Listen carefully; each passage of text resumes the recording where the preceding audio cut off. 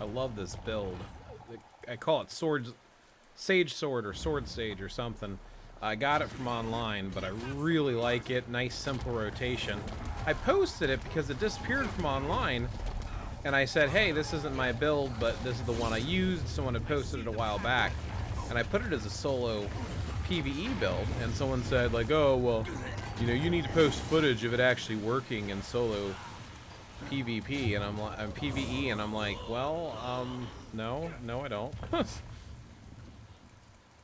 I'm sharing it in case you want to use it, and I'm storing it myself. So it's on Guild Wars build out there, so other people can use this if they really want to. But yeah. Whoops, I already messed up. That's fine. Refreshing.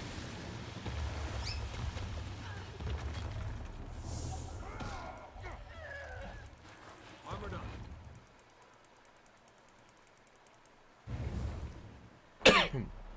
Alright, so in case you want to use this build, probably clip this to YouTube as well. So basically, equipment-wise, you want stuff like this, right? So Superior Rune of Scholar. On all, so there's 6 Superior Runes of the Scholar.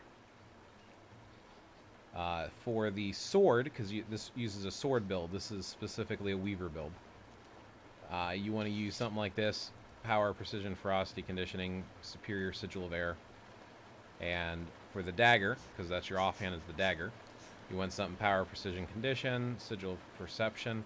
This is what I'm using. I feel like there might be some better options for these. Over here I've got some Power, Precision, Ferocity, Power, Precision, Ferocity, Power, Precision, Ferocity, Power, Precision, Ferocity, Power, Precision, Ferocity. So that's pretty much what you want to have built up over here. Here's what I've got going on again in their Power, Precision, Ferocity. So here's the rotation, and it basically keeps you alive. So 2, 3, 4, 5. You can hit 2 and 7 and 8 whenever you want. Then you switch to water. You do 2, 3, 4, 5. Then you switch. No, I already messed it up. I'm sorry. I'll start over and reclip it. It's been one of those days. Let me get away from here for a second so I can actually think for a moment. Okay. I'll be right back. Here we go. Let's start over. Let's start over what we're talking about.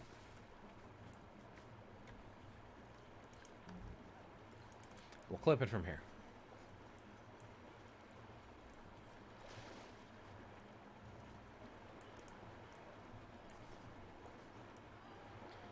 Alrighty then. So my name is Blaze, and I want to show you the Sage Sword build that I got from online.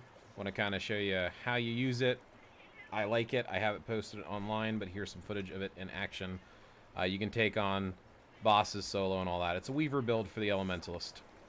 So basically what you need is you need a sword dagger. Let me show you the equipment I'm using. So I'm using Superior Rune of the Scholar. So I'm using a full set of that on all of my gear. You'll see here we got Power, Precision, and Ferocity on pretty much everything. Almost everything.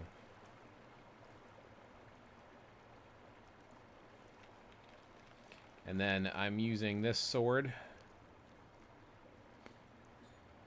followed by this dagger as the offhand. So it's a sword dagger build. Here is my earrings. Rings. Of course, I'm getting attacked. And back item. Let me show you how to use it real quick. So you start out, you want earth on the right here and fire. So you equip earth and then you equip fire. But you're going to do A 2 takes you into the attack. 3, 4, 5. Then you're going to switch to air. 2 to jump in. 3 is your power hit. 4, 5. Then you're going to switch to water. Jump away, which heals you. 3, 4, 5. Ah. Then you're going to switch to earth. 2, 3, 4, 5. You're basically just going through the numbers.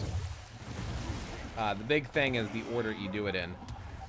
Now, let me get away from here so I can actually not get attacked for a second so I can talk about this. So this is the reset. Like I said, you start with earth, then you attune to fire. So your skills are set up like this. But you're going to go 1 through 5 with fire. Then your first elemental switch is air.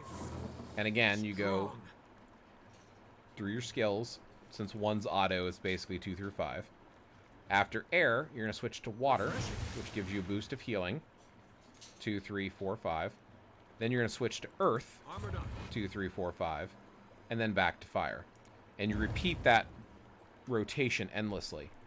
Every so often, you can smatter in your 7 and your 8 every so often on this side. So this is Primordial Stance. This is Glyph of Elemental Power. Your Twist of Fate is to get up if you get knocked down. Also to escape different type of effects. And then I'm using Glyph of Elementals. I like to use the Fire Elemental or the Ice Elemental from the Water attunement because I like those the best. The Fire one's probably better because it does more damage. And then I use Signet of Restoration. The build. So again, Sage Sword.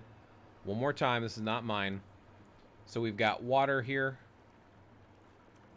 We come up here to Soothing Ice. And we come down to Flow Like Water. And then we come up to Cleansing Water.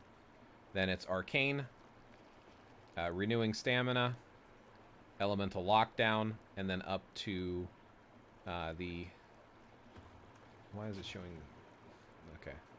The Flame Burst. All because it's the bottom part. Flame Burst because I'm attuned to fire. The Evasive Arcana. And then, of course, it's a Weaver build. So you're going to go down to Master's Fortitude, Swift Revenge, and Woven Stride. It doesn't really technically matter what you do here in the water because this is a build for being on land. But I'll again, I have this out online. I could probably share a link below in the clip. So that's basically how it works. Like I said, you got a lot of survivability with it. Pretty versatile. Let me take on this group over here. So again, 2, 3, 4, 5. I'll hit 7 and 8 in here randomly. 2, 3, 4 after attuning to air. 5. Attune the water. 2, 3, 4, 5. Attune the air, earth. 2, 3, 4, 5. And then I'm going to go back to fire. Rinse and repeat. And if your skills aren't cooled down like that, keep going through. Just skip them. Usually they'll be on cooldown, but you'll notice every so often that I'm skipping like the fire ones, which is fine. Just go to the next one. Your big ones, your lava skin does a lot of damage and it gives a lot of survivability. When you switch to air, your 3 is your big damage dealer. When you switch to water, 2 is what gets you healed and gets you out of the fray. And then over here, when you switch to earth, the vortex is really effective, and so is the frost aura. But again, I like to use them all. And you can definitely, yeah, maybe I need to find a boss to show you what it's like against a world boss. But there's a high level of survivability. This is okay in PvP. I wouldn't recommend it for PvP. There are much better builds for doing a PvP scenario, or even world versus world. I would say this is like open world PvE type of a build.